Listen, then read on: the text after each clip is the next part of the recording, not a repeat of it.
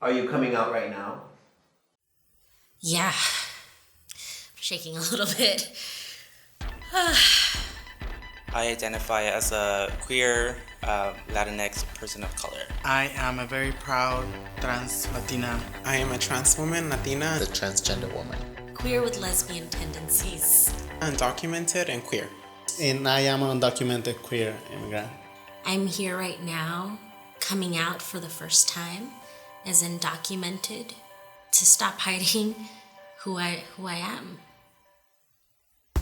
First of all, I never thought I was gonna come out. I thought I was gonna die being in the closet. The experience of being queer and being undocumented and the experience of coming out and those two identities are very similar. For me, living in a closet is something that I don't wish to anyone. Closets are claustrophobic.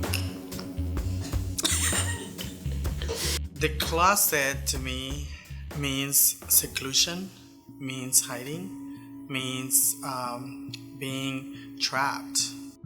I started seeing a therapist about it because that's intense. But I didn't realize how it's affected me to be hiding that part of myself. When it comes to being undocumented and queer, I don't think coming out of either is easy. First, I came out as bi, and then I came out as gay, and then I came out as trans. Hopefully, this is the last closet that I come out of.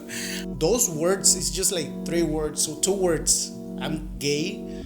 It's so hard because you know that's gonna change people's lives. I remember the first time I came out to my mother, we had just come from the grocery store. She just straight out asked me, and I just froze. I was not ready for that question.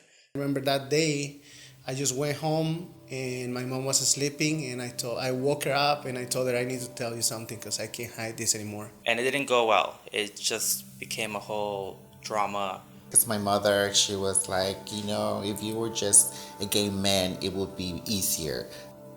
Like my biggest fear was to hurt my mom.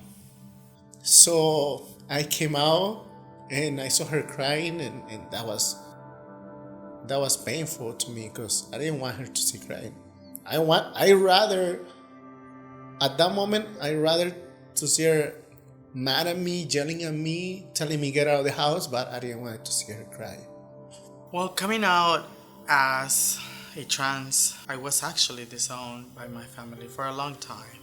And then there was the whole closet about my documentation status.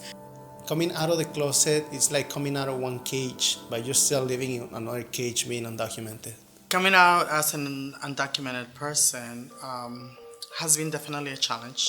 I've had encounter with white, cisgender, queer males, which totally get the gay thing, and they're all about it. But once you talk about your immigrant experience and what you have to go through, they might not agree. Definitely being in relationships is really, really hard because they will never gonna know because you don't have the same rights. Sometimes I'm like, I'm not dating citizens anymore.